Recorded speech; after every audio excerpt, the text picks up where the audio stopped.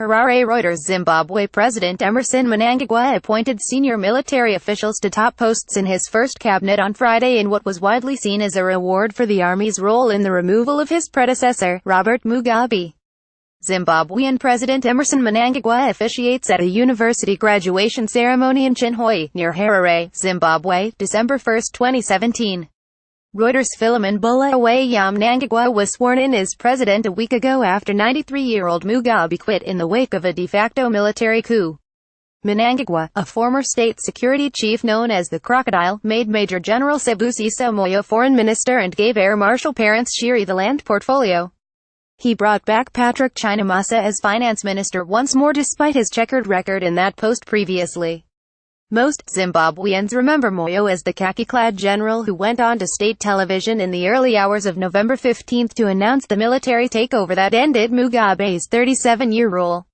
Shiri is feared and loathed by many Zimbabweans as the former commander of the North Korean-trained 5th Brigade that played a central role in the so-called Gakurahundi massacres in Matabeleland in 1983, in which an estimated 20,000 people were killed. For most observers, this looks like a reward for the military, or more specifically like the military asserting its authority, London-based political analyst Alex Magasa wrote on Twitter. Mnangagwa dropped allies of Mugabe's wife, Grace, but brought back many Mugabe loyalists from the ruling ZANU-PF party, disappointing those who had been expecting a break with the past. Zimbabweans were expecting a sea change from the Mugabe era.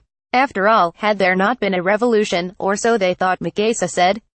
New Information Minister Chris Mavangwa, leader of the powerful Liberation War Veterans, was not immediately available for comment. Zimbabwean President Emmerson Mnangagwa officiates at a university graduation ceremony in Chinhoyi, near Harare, Zimbabwe, December 1, 2017. REUTERSPhilimon BulawayoMnangagwa's opponents from Grace Mugabe's ousted G40 faction derided the lineup as old wine in a khaki bottle. Even Nigeria didn't have so many commanders in cabinet in its coup days, former information minister and G40 leader Jonathan Moyo, who remains in hiding, said on Twitter.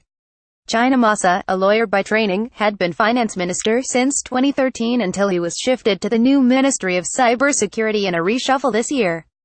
Zimbabwean President Emmerson Mnangagwa officiates at a university graduation ceremony in Chinhoyi, near Harare, Zimbabwe, December 1, 2017.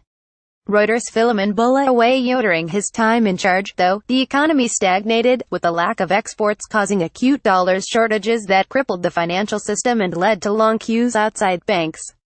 The issuance of billions of dollars of domestic debt to pay for a bloated civil service, a key component of the ZANU-PF patronage machine under Mugabe, also triggered a collapse in the value of Zimbabwe's de facto currency and ignited inflation.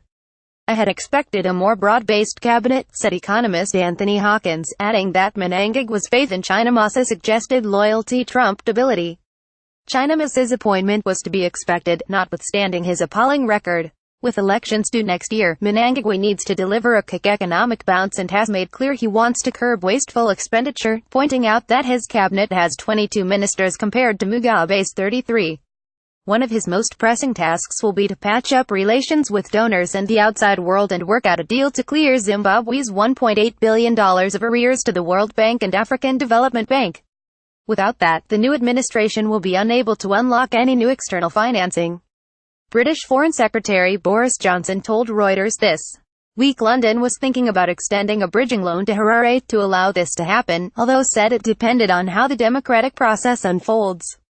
Reporting Amelia Sithole Matarais. Additional reporting by Ed Cropley. Editing by Richard Baum. 4th Hour Standards. The Thomson Reuters Trust Principles.